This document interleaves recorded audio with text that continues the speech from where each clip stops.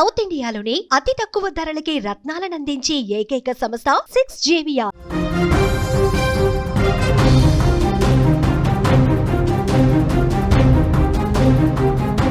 Breaking చూస్తున్నాం.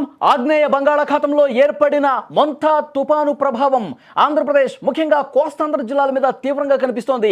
గంట గంటకు వాతావరణం మారిపోతుండటంతో తీర ప్రాంతాల్లో హై అలర్ట్ కొనసాగుతుంది. ఇప్పటికే విశాఖలో వర్షం మొదలైపోయింది. ఉదయం నుంచి వర్షం పడుతూ ఉంది. తీరం వెంబడి గంటకు 45 నుంచి 55 కిలోమీటర్ల వేగంతో ఈదురుగాలులు వీస్తున్నాయి. ఈదురుగాలుల తీవ్రతకు నగరంలోని పలు ప్రాంతాల్లో చెట్లు కొమ్మలు నేల కూలినటువంటి పరిస్థితుంది. దీంతో అధికారులు ఎక్కడికక్కడ అప్రమత్తమయ్యారు. సహాయక చర్యలను వేగవంతం చేయడంతో పాటు ప్రజలకు పలు సూచనలు కూడా చేస్తున్నారు. లోతట్టు ప్రాంత ప్రజలపై నిఘా ఉంచినటువంటి పరిస్థితుంది. అత్యవసర పనులు ఉంటే తప్ప ఎవరూ కూడా బయటకు రావద్దు, మీకు ఇంపార్టెంట్ వర్క్ ఉంటేనే బయటకు రండి చెప్పి అధికారులు ఇప్పటికే అలర్ట్ జారీ చేసినటువంటి పరిస్థితుంది. సముద్రపు అలలు ఎగసి పడుతున్నటువంటి నేపథ్యంలో బీచ్లోకి ఎవరిని అనుమతించడం లేదు.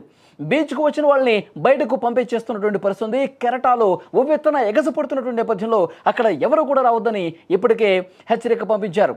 సోమవారం రోజు తుపానుగా మారిపోయింది మొంతా. మంగళవారం నాటికి తీవ్ర తుపానుగా మారే అవకాశం ఉంది. మంగళవారం రాత్రికి తీరం దాడుతుంది. కాకినాడ సమీపంలో తీరం దాడుతుందని భావించిన ప్రస్తుతం తన దిశను మార్చుకుంటున్నట్టు సమాచారం వస్తుంది. దీనిపై ఇంకా కొద్దిసేపట్లో క్లారిటీ వచ్చే అవకాశం ఉంది. తుపాను తీరం దాటే సమయంలో గంటకు 90 నుంచి 110 కిలోమీటర్ల అత్యంత బలమైనటువంటి గాలులు వీచే అవకాశం ఉన్నందున ఏపీలో పలు జిల్లాలకు రెడ్ అలర్ట్ జారీ చేయబడుతోంది. 24 గంటల్లో అతి భారీ వర్షాలు పడతాయని సమాచారం వస్తుంది. ఇప్పటికే వాతావరణ శాఖ హెచ్చరికలు కూడా పంపించింది.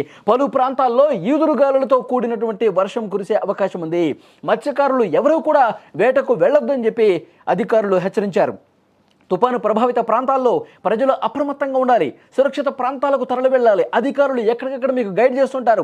అధికారులు మీ ప్రాంతాలకు వస్తూ ఉంటారు. మీకు ఇబ్బందికర పరిస్థితులు ఉంటే వెంటనే ఖాళీ చేపించి అక్కడ సురక్షిత ప్రదేశాలకు తరలించే ఏర్పాట్లు కూడా అధికారులు చేస్తారు.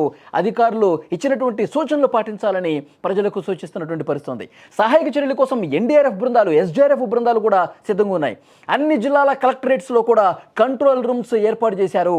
బుధవారం వరకు కూడా ఏపీకి ఈ తుపాను గండం అనేది పొంచి ఉంది. వర్షాలు ఆల్రెడీ ప్రారంభమయ్యాయి. ఈ వర్షాలు అతి భారీ వర్షాలుగా మారే అవకాశం ఉంది. గాలులు కూడా వీచే అవకాశం ఉంది. కోస్తాంధ్రలో ప్రజలు అప్రమత్తంగా ఉండాలి. లోతట్టు ప్రాంతాల ప్రజలు మరింత అప్రమత్తంగా ఉండాల్సినటువంటి అవసరం ఉందని అధికారులు చూపిస్తున్నటువంటి పరిస్థితి. మొత్తానికి కోస్తాంధ్రలో రెడ్ అలర్ట్ జారీ చేశారు చాలా జిల్లాలకు. ఇటు ఉమ్మడి శ్రీకాకుళం, విజయనగరం, విశాఖపట్నం, ఉభయ గోదావరి, కృష్ణా జిల్లాల్లో చిరుజల్లులు కురుస్తున్నాయి. ఇప్పటికే కాకినాడలో ఉదయం చిరుజల్లులు పడగా 10 తర్వాత దాని తీవ్రత పెరిగినట్టుగా మనకు సమాచారం వస్తోంది. అలాగే విశాఖలో, మధురవాడలో ఈదురుగాలులతో కూడినటువంటి భారీ వర్షం పడింది. శ్రీకాకుళం నుంచి నెల్లూరు వరకు కూడా విజయనగరం, విశాఖపట్నం, తూర్పుగోదావరి, పశ్చిమ గోదావరి, కృష్ణా, గుంటూరు, ప్రకాశం, నెల్లూరు ఈ జిల్లాలు అన్నీ కూడా వాతావరణ శాఖ అధికారులు రెడ్ అలర్ట్ జారీ చేశారు. రాయలసీమ జిల్లాలకు ఆరెంజ్ అలర్ట్ జారీ అయింది. ఆరెంజ్ అలర్ట్ అంటే ఒక మోస్తరు నుంచి భారీ వర్షాలు కురిసే అవకాశం ఉంది. ఇక మత్స్యకారులు ఎవరు కూడా 5 రోజుల పాటు, ఈ రోజు నుంచి గుర్తుపెట్టుకోండి, 5 రోజుల పాటు ఎవరు కూడా వేటకు వెళ్ళొద్దు. అన్ని పోర్టుల్లో ప్రమాద హెచ్చరికలను జారీ చేసినటువంటి పరిస్థితి. విశాఖ తీరంలో అలల ఉధృతి ఎక్కువగా ఉండటంతో రిషికొండ, సాగర్ నగర్ బీచ్లను కూడా మూసివేశారు. మంగళవారం నుంచి ఇంకా వర్షాల తీవ్రత పెరుగుతుంది. అత్యంత భారీ వర్షాలు కురిసే అవకాశం ఉంది. 1-2 చోట్ల ఈ సూచన ఉన్నట్టుగా తెలుస్తోంది. ఇక తీర ప్రాంత జిల్లాల్లో అధికారులు పునరావాస కేంద్రాలు ఏర్పాటు చేసినటువంటి పరిస్థితి. కాబట్టి లోతట్టు ప్రాంతాల ప్రజలు ఎప్పటికప్పుడు కూడా జాగ్రత్తగా ఉండాల్సినటువంటి అవసరం ఉంది. అత్యవసరమైతే తప్ప, ఏదైనా ఇంపార్టెంట్ వర్క్ ఉంటే తప్ప బయటకు రావద్దని చెప్పి అధికారులు చాలా స్పష్టంగా హెచ్చరిక జారీ చేసినటువంటి పరిస్థితి ఉంది.